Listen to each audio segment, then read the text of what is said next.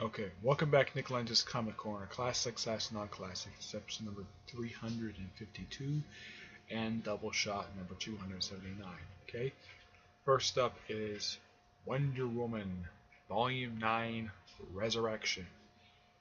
It's all issues written by Meredith Finch.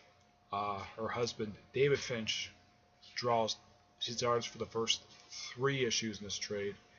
There are overall 6 issues overall. It's basically issues 48 to 52. Yeah, basically the last, I think it's actually the last 5 issues of the volume. Now, this is also the third and last volume to collect Meredith Finch's run for the book. Why did I get a chance to read Volume 8? The library didn't have it, so they got me this. The first issue in here is just her taking on a character called Dr. Poison, who just attacks London for one issue, and then the issue ends with dealing with pretty much what the last arc is going to be, which is just Diana saving baby Zeke. Now, this is just a follow-up from the Brian Azzarello run, so I guess Meredith Finch is like, there's a loose end from his run I need to tie up before I wrap up my run. So basically, have a storyline where Zeke is dying for some reason, and then Diana has to go out and get whatever she wants. Oh yeah, and apparently Apollo and Ares, not Apollo and Ares, Apollo and Ares are alive, though Ares looks completely different than how he originally died. Yeah, he's actually much more younger now, and he wants Diana to give back his power for some reason. I have no idea why. It's just that's just the way he is. Um, but yeah, you also get a chance to see. I don't really remember his name. The craftsman who works for Zeus, the one who basically created his bolts of lightning he's known for using as weapons. I don't remember the guy's name. It's a character from Greek mythology. And yes, Diana does face off against this dragon in the book. There's a witch who apparently. Oh yeah, and Zeus comes back.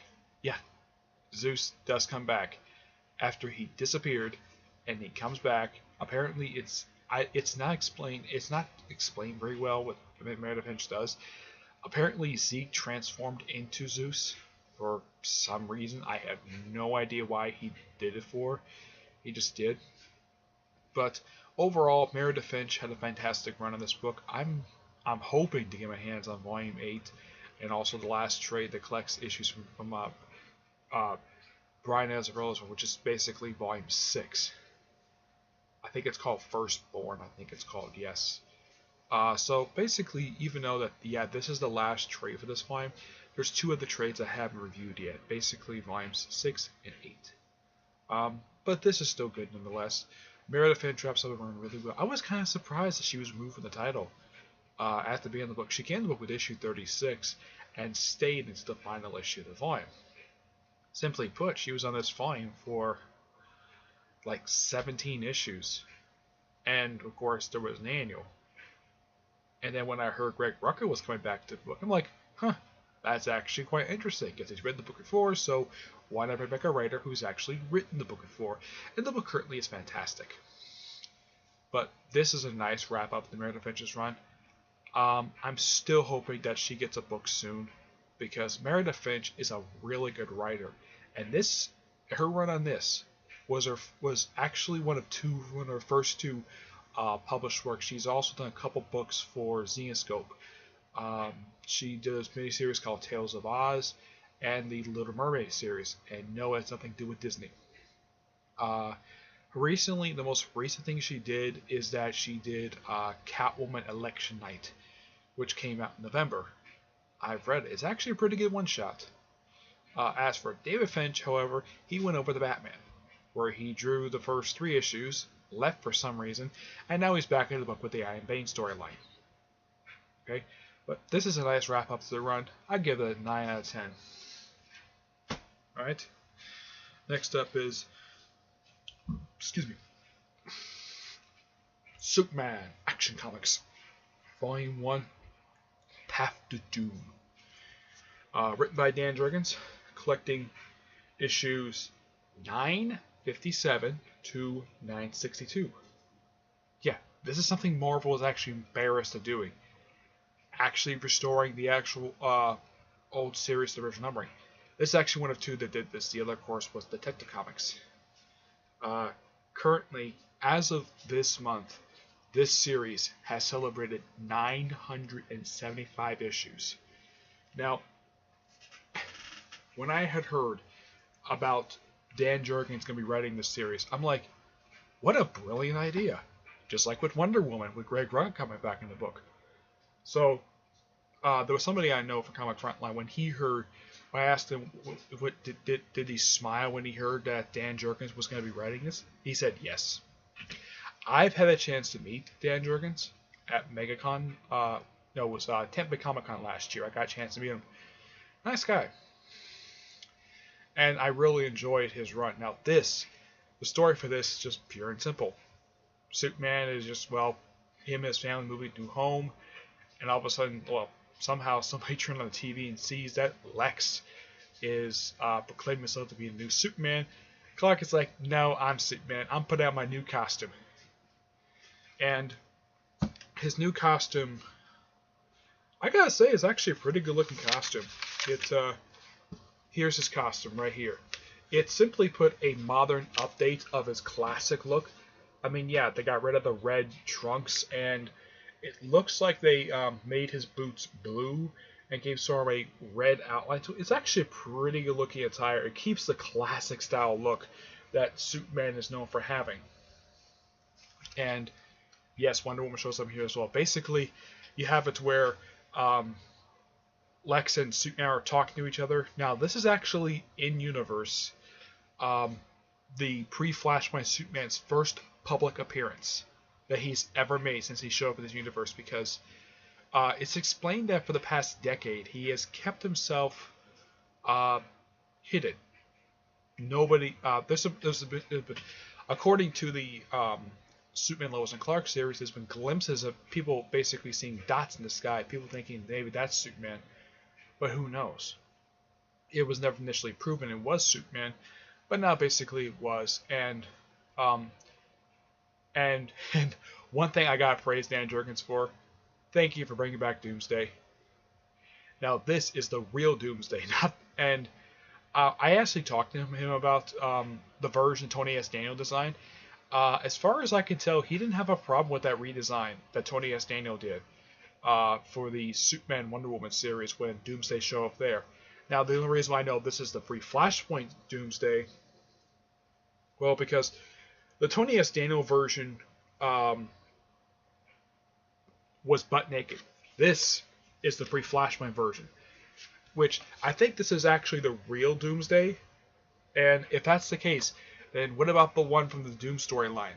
Yeah, that has not been explained yet, but simply put, it's just Superman and Lex taking on Doomsday, and there's also flashes of the classic storyline Death of Superman, which shows the classic images that Dan Jurgens himself actually drew back in Superman 75, which I gotta praise. I think this guy is the artist. There's four artists here. Pirch, Zerker, Tyler Kirkham, Stefan Sokovia, and Art Turbert. I think that's how you pronounce the name. Yeah. Oh, and Jurgens also did the covers, and this is a fantastic cover. Basically, the title lives with his name because it's about live action. It's simply Superman versus Doomsday, and it's great to see this again. I mean, a true out brawl. And now, unlike the post-Flashpoint Superman, who was not very intelligent about what he was doing, basically the pre-Flashpoint Superman is a lot smarter than he is. Basically, he knows what Doomsday is, he knows how much of a threat he could be, and the fact he remembers basically what happened when he fought him the first time, when he died. Though it was later retconned, he basically went to a healing coma. So yeah, so basically he drove him down to the sewer, which, that's actually a pretty smart idea. For one thing, it cut down on collateral damage. The post-Flashpoint Superman basically would never do. Yeah, and even Wonder Woman shows up in here as well to take on Doomsday, and John Kent even got a chance to go visit the Justice League satellite. Also, there's actually sort of a sneak preview, say, oh yeah, oh look, it's a Superwoman, basically hinting at the Superwoman title, which Phil Jimenez is writing and drawing currently right now. It's a great series. It stars pretty much the rest of the Superman characters. This series personally is one of my personal favorites. Now, my friend Tivia loves this series. He loves this run simply because he's a huge fan of this version of Superman. And so yeah, you have great artwork, great writing, and I highly recommend this. Basically, if you're really wanting to get into, if you're really a big fan of Superman, basically when he's with Lois, I highly recommend this. It is very good, action-packed. It does set up some stuff basically that we will explore later on, which I can praise Jurgens for doing that because he's known for doing stuff like this. Grant Morrison's known for doing this too, where he lays little seeds here and there that he explores later, maybe because he doesn't have time to, because he focuses on this one story. Excuse me. And also, after the storyline wraps up, pretty much what we get afterwards is a series of 1 or 2 part stories before we get to the second major story arc, and now we're in a crossover with Superman Reborn. So yeah, 9.5 out of 10. This is just pure awesomeness at its finest. And I love the fact Lois brings up the fact that she and the pre-Flashpoint Wonder Woman were close friends. And she's hoping that maybe that can continue with her. Wonder Woman has no problem with it at all, them being close friends. Of course, this is later explored in the Trinity series done by Francis Manifold, which he wrote and drew the first several issues of the series, though I think he had help for a couple of them. But yeah, so thank you, Dan Jurgens, for doing a fantastic. This is a great start for this. So, like I said, great start for the run. Lays a couple of seeds for the couple of the spin-off books. Lays the groundwork for Superwoman and Trinity. But yeah, 9.5 out of 10. Awesome.